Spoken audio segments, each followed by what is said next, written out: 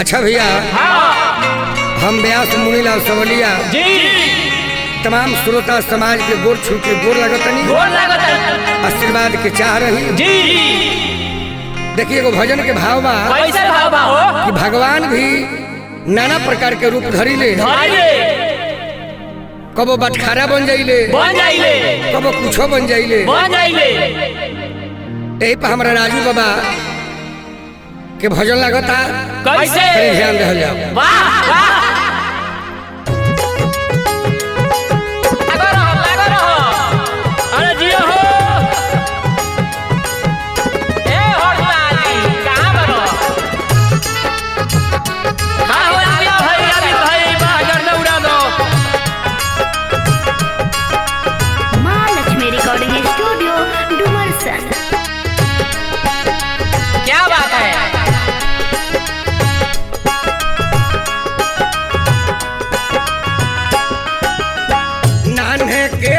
खटरौरा बलिया के बारा एगो बरधन धारी, नान्हे के नट खटरौरा बलिया के बारा एगो बरधन धारी।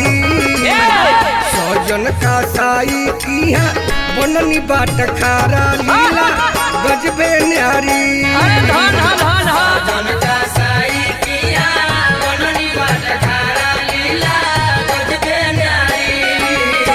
नान्हे के नट खटरौरा बलिया के बारा एगो बरधन धारी।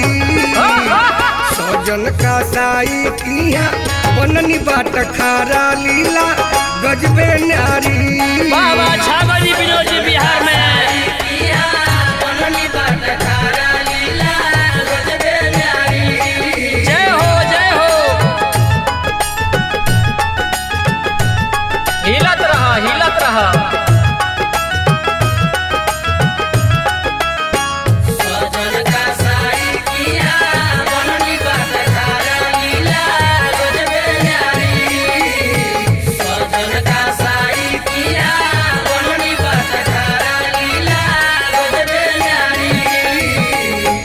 भीख मांगा जैसन कहीं लागी भूख में, जय हो खोजल भेटनी रौरा जे जाऊ ना रूप में।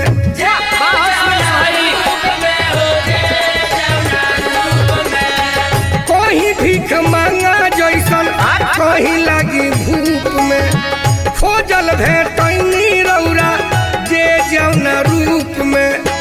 धन दौलत कछु आई नहीं आरा एगो बरधन धारी। सजन का साई किया बननी बाट खारा लीला गजबे न्यारी।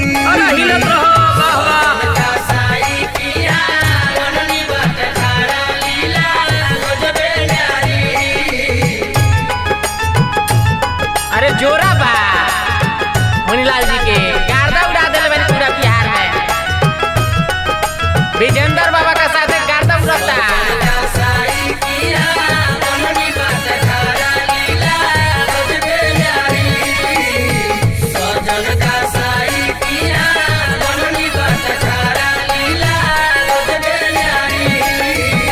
भाव के भूखाइल हई भक्त में भोराई, साड़ी में मुरारी बन के रहनी समाई।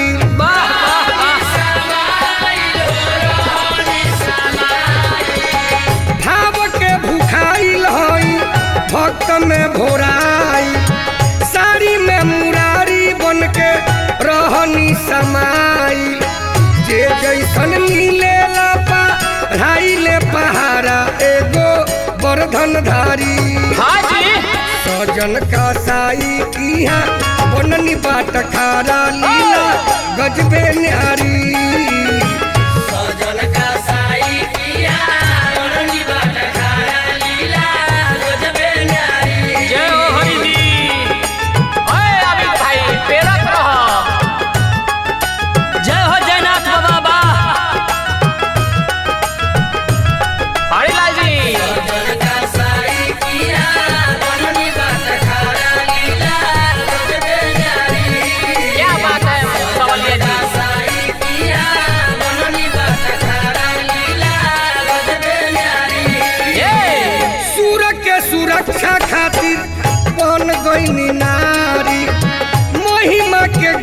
सरौरा राजू तिवारी। अरे जोरा बा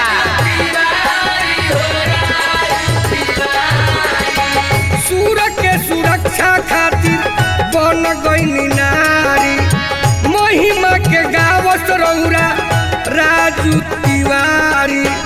मुनीला सबलिया के होतिया के खारा एगो बरधन धारी। सजन का साई किया बननी बाट खारा लीला गजबे न्यारी।